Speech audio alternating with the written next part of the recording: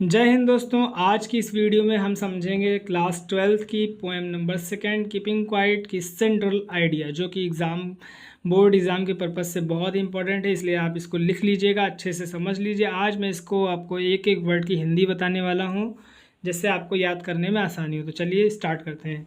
Central idea, the poem keeping quiet is composed by Pablo Neruda. ठीक है, यह poem keeping quiet, composed का मतलब होता है लिखी गई है, पैब्लो नेरुदा के द्वारा पोएम लिखी गई है।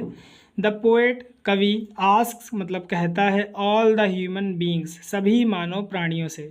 कवि सभी मानव प्राणियों से कहता है, टू स्टॉप रुकने के लिए, ऑल आवर वर्ल्डली एक्टिविटीज़ रोकने के लिए, अपनी, आवर मतलब अपनी, सारी, ठीक है, ऑल मतलब सारी, सांसारिक, वर्ल्डली मतलब सांसारिक गतिविधियों को, सांसारिक कार्यों को, ठीक है। फॉर अ वाइल एक क्षण के लिए, फॉर अ वाइल का मतलब कुछ समय के लिए।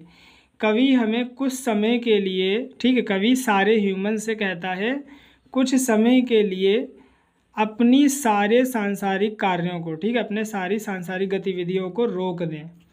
एंड और स्पेंड आवर फ्यू मिनट्स और खर्च करें, बिताएं कुछ समय, कुछ मिनट, मिनट मतलब समय, ठीक है, कुछ समय बिताएं in quite introspection. Quite introspection का मतलब होता है शांत आत्मनिरीक्षण, और अपने आत्मनिरीक्षण का मतलब होता है कि अपने आप के बारे में सोचें, आप कौन हैं, क्या हैं, क्यों हैं, आपको क्या चाहिए, आपके जीवन का उद्देश्य क्या है, ये सब आप आत्मनिरीक्षण करें, आप जो कर रहे हैं तो क्यों कर रहे हैं।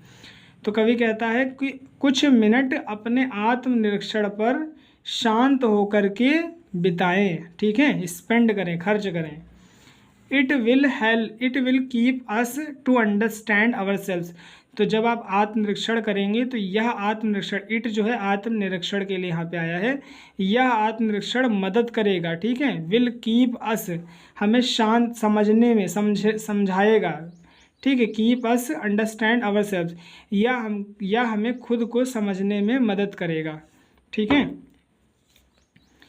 It will keep us to understand ourselves, यह हमें खुद को समझने में मदद करेगा।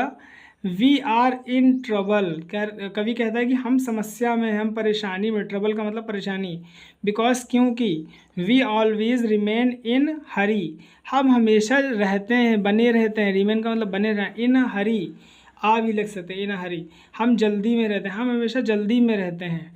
एंड रश, और भागते रहते हैं, रश का मतलब कि जल्दी में रहते हैं, वही बात है, जल्दी में रहते हैं, हम भाग में रहते हैं कि ये जल्दी जल्दी कर लें। तो कवि कहता है लेट अस, यहाँ पे कॉमा लगा है, let us withdraw ourselves from all undesirable actions. तो कहता है चलो छोड़ देते हैं, ठीक है, थोड़ा दूर करते हैं अपने आप को, खुद को, फ्रॉम ऑल अनडिज़रेबल अवांछनीय एक्शन से। अवांछनीय का मतलब होता है ऐसे कार्य जो हमें ज़रूरत नहीं है, हम बहुत सारे ऐसे कार्य करते हैं अपने जीवन में जिनकी हमें ज़रूरत ही नहीं है। तो कहता है कि चलो, कवि कहता है कि कवि कहता है कि हम अपने आप को, खुद को इन अवांछनीय कार्यों से, इन ऐसे कार्यों से जिन्हें हमें ज़रूरत नहीं है, उन कार्यों से हम अपने आप को दूर करते हैं। एंड रिमेन क्वाइट, और शांत हो जाते हैं, ठीक है, एंड रिमेन का मतलब शांत हो जाते हैं। इट विल ब्रिंग, ठीक है, ब्रिंग का मतलब होता है पैदा करना, ठीक है, ब्रिंग का यहाँ पे मतलब है पैदा करना। तो यह पैदा करेगा, यह उत्पन्न करेगा, यह उत्पन्न करना।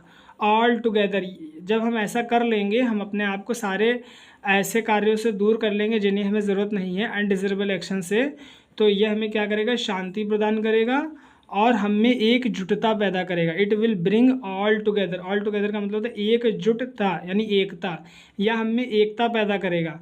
And a feeling of understanding, और एक समझने की भावना पैदा करेगा, विद डेवलपमेंट, विकास के साथ, और एक विकास के साथ समझने की भावना को पैदा करेगा। यहाँ पे किस विकास की बात हो रही है, यहाँ पे जीवन के विकास की बात हो रही है। ये मत समझने लगेगा कि दिमाग में थॉट आएंगे कैसे ब्रिज बनेगा, सड़क बनेगा, बिल्डिंग बनेगी उसी सब में तो इंसान उलझा हुआ है।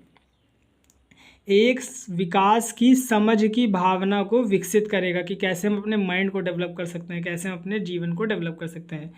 तो दोस्तों यहाँ पे ये आपकी सेंट्रल आइडिया कंप्लीट हो जाती है। I hope you have understood completely this central idea, ठीक है, आप इसको समझ गए होंगे अच्छे से। इसकी नेक्स्ट वीडियो में हम मिलेंगे इसकी नेक्स्ट पोएम के साथ।